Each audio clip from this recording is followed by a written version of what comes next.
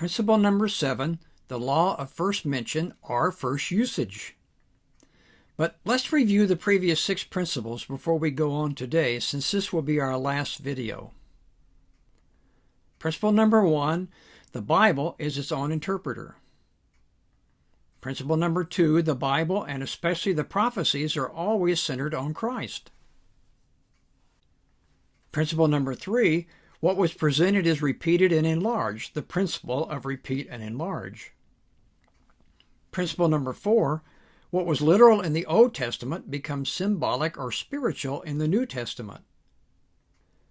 Principle number 5, what was local in the Old Testament becomes universal and worldwide in the New Testament.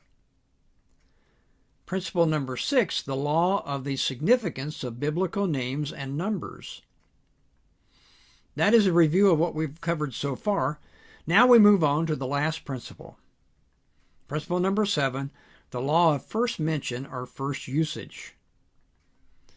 When a word, phrase, or doctrine is first mentioned in the Bible, that tends to be the way it is used throughout the Scriptures. Wherever a word or phrase is first used in the Scriptures, the meaning given, either by context or definition, tends to be the meaning used throughout the Bible.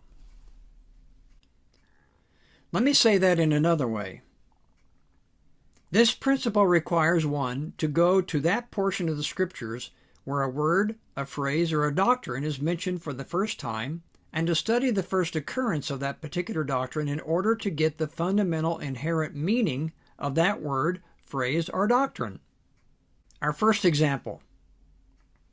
12 years they served Chedorlaomer, and in the 13th year they rebelled. So they served the king 12 years, but then in the 13th year they rebelled. 12 years they served the king. Well, from this time forward, the number 12 always referred to service in God's kingdom or God's kingdom. There were 12 tribes of Israel, 12 apostles, 12 foundations, and 12 gates in the New Jerusalem.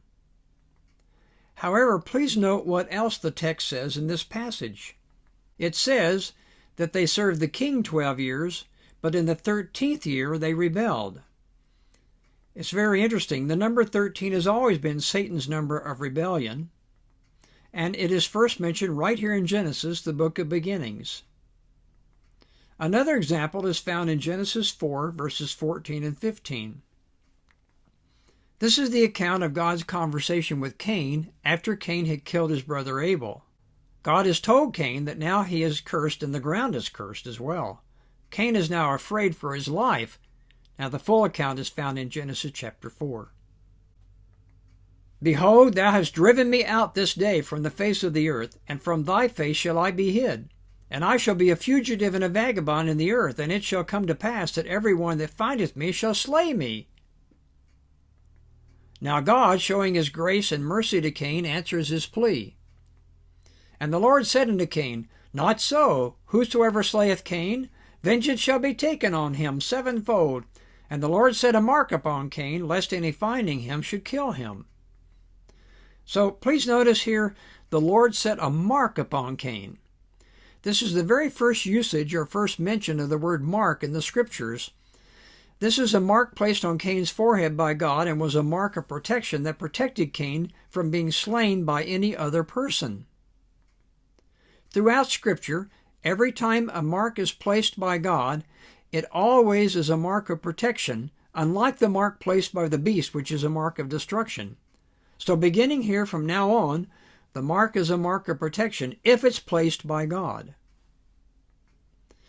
This ends the video series on principles of prophetic interpretation.